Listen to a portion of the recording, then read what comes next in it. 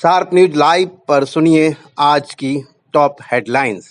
केंद्र ने सभी राज्यों को अलर्ट किया। गुजरात, राजस्थान समेत 5 राज्यों में ब्लैक फंगस महामारी घोषित। दिल्ली में भी अलग सेंटर।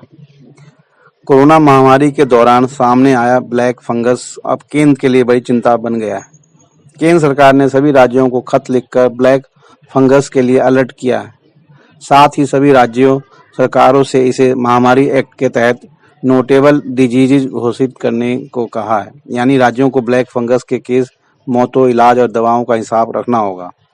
राजस्थान, गुजरात, हरियाणा, तेलंगाना और तमिलनाडु इस ब्लैक फंगस को पहले ही महामारी घोषित कर चुके हैं। दिल्ली में भी इसके मरीजों के इलाज के लिए अलग से सेंटर बनाए जा रहे हैं। ब्लैक फंगस पर केंद्र के 5 पॉइंट्स। स्वास्थ्य मंत्रालय के जॉइंट सेक्रेटरी लव अग्रवाल ने राज्यों से कहा, ब्लैक फंगस इन्फेक्शन के केस बहुत ज्यादा बढ़ रहे हैं और इससे कोविड पेशेंट की मौत की संख्या भी बढ़ रही है। हमारे सामने एक नई चुनौती है। कई राज्यों के कोरोना मरीजों में म्यूकरमाइकोसिस नाम का फंगल इन्फेक्शन सामने आया है।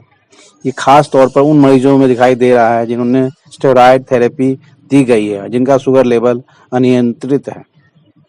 इस बीमारी का इलाज कई मोर्चों पर करना होता है। इसमें eye surgeon, ENT specialist, general surgeon, neuro surgeon और डेंटल मैक्सिलो सर्जन भी शामिल हैं। कोरोना से उबरने के 3 महीने बाद लगेगी वैक्सीन। दूध पिलाने वाली मां को भी टीका लगाया जा सकेगा। National expert group of vaccine administration for Covid की वैक्सीनेशन को लेकर की गई नई सिफारिशों को सरकार ने मंजूरी दे दी है। इसके मुताबिक कोरोना संक्रमण से ठीक होने वाले व्यक्ति को 3 महीने बाद वैक्सीन की डोज दी जा सकती है। पहले यह कहा गया था कि किसी के कोरोना से संक्रमित होने के 6 महीने तक उसके शरीर में एंटीबॉडी रहती है। इसके अलावा दूध पिलाने वाली मां को भी टीके लगाने की सिफारिश को मान लिया गया है। अब तक गर्भवती और स्तनपान कराने वाली महिलाओं को टीका नहीं लगाया जा रहा था, क्योंकि वैक्सीन के ट्रायल में ऐसी महिलाओं को शामिल नहीं किया गया था। इस पर रिसर्च चल रही थी कि टीका उनके लिए सुरक्षित है या नहीं। उनका कोई सेफ्टी डेटा भी नहीं था। गर्भवती महिलाओं के वैक्सीनेशन पर अभी फैसला नहीं हुआ है। नेशनल टेक्निकल एडवाइजरी ग्रुप के साथ इस पर विचार किया जा रहा है। इन 3 सिफारिशों को मिली मंजूरी।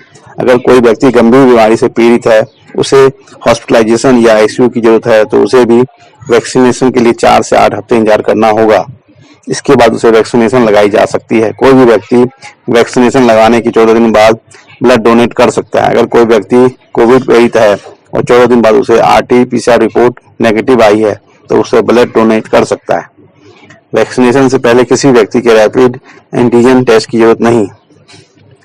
स्वास्थ्य मंत्रालय ने राज्यों और केंद्र शासित प्रदेशों को इन सिफारिशों के बारे में संबंधित अधिकारियों को लिखित में निर्देश जारी करने और उनके पालन के लिए जरूरी कदम उठाने के लिए कहा है। राज्यों को सलाह दी गई है कि इसकी सिफारिशें आम लोगों तक स्थानीय भाषा में पहुंचाएं। राज्यों को इस लेवल पर वैक्सीनेशन में लगे स्टाफ को ट्रेनिंग देने की सलाह दी गई है। भारत में कोरोना का कहर घटता जा रहा है। भारत और केंद्रीय स्वास्थ्य और परिवार कल्याण मंत्रालय के अनुसार देश भर में 24 घंटे में कोरोना के 2,59,551 मामले सामने आए हैं, जो कि पिछले 1 महीने में सबसे कम दैनिक मामले थे। हालांकि कोरोना से मौत का आंकड़ा शुक्रवार को एक बार फिर 4,000 से ऊपर पहुंच गया। ममता बनर्जी भवानीपुर सीट से लड़ेंगी उपचुनाव। नंदीग्राम में भाजपा के शुभेंदु अधिकारी से हार का सामना करने वाली मुख्यमंत्री ममता बनर्जी भवानीपुर से चुनाव लड़ सकती हैं। प्रधानमंत्री मोदी ने सुंदरलाल बहुगुणा के निधन पर शोक व्यक्त किया। प्रधानमंत्री नरेंद्र मोदी ने सुंदरलाल बहुगुणा के शुक्रवार को निधन पर गहरा दुख व्यक्त किया। उन्होंने सुंदरलाल बहुगुणा को श्रद्धांजलि दी। नारदा मामले में तृणमूल के 4 नेता हाउस अरेस्ट। नारद मामले में एक नाटकीय घटनाक्रम के तहत तृणमूल कांग्रेस के 4 नेताओं फरहाद हाकिम, मदन मित्रा, सुपुत्र मुखर्जी और शोभन चटर्जी को न्यायिक हिरासत में भेजे जाने के बजाय उन्हें हाउस अरेस्ट करने का आदेश दिया गया। दरअसल मामले की सुनवाई के लिए एक नई पीठ का गठन किया जा रहा है, जिसकी वजह से आदेश दिया गया। केरल में विजयन की पाठशाला में होंगे 17 नए चेहरे। पिनराई विजयन सरकार का दूसरा कार्यकाल 17 नए मंत्रियों के साथ शुरू हुआ। 20 सदस्यीय केरल कैबिनेट ने शुक्रवार को शपथ ली। कोरोना मरीजों के लिए दवा 2G के आविष्कार के बाद अब डीआरडीओ ने नया कारनामा कर दिखाया है। रक्षा अनुसंधान संगठन ने corona virus antibody detection kit तैयार किया है। इस किट का नाम डीप कोवन रखा गया है। इसे दिल्ली स्थित वैनगार्ड डायग्नोस्टिक प्राइवेट लिमिटेड के सहयोग से विकसित किया गया है। यह किट पूरी तरह स्वदेशी है और इसे यहीं के वैज्ञानिकों ने विकसित किया है। इसके बाद दिल्ली के विभिन्न कोविड अस्पतालों में 1000 से अधिक रोगियों के नमूनों पर व्यापक जांच के बाद इसकी क्षमता स्थापित की गई है। बीते एक साल से इस किट के 3 बैच को वैधता प्रदान की गई है। अप्रैल 2021 से इस किट को Indian council of medical research की ओर से मान्यता दी गई है। अब मई में इस प्रोडक्ट को Bharat drugs controller general of India की ओर से मंजूरी दे दी गई है। अब इस किट की खुले बाजार में बिक्री की जा सकती है। डीप कोवन किट को तैयार करने का मकसद यह है कि इंसान के शरीर में कोरोना से लड़ने के लिए जरूरी एंटीबॉडी या प्लाज्मा का पता लगाया जा सके। इस किट की वैलिडिटी 18 महीने की होगी। इस किट को डीआरडीओ ने वैनगार्ड डायग्नोस्टिक्स प्राइवेट लिमिटेड के साथ मिलकर तैयार किया है। वैनगार्ड की ओर से जून के पहले सप्ताह में इसकी लॉन्चिंग की जाएगी। पहले बैच में 100 किट मुहैया कराई जाएगी। इसके बाद हर महीने 500 किट तैयार होगी।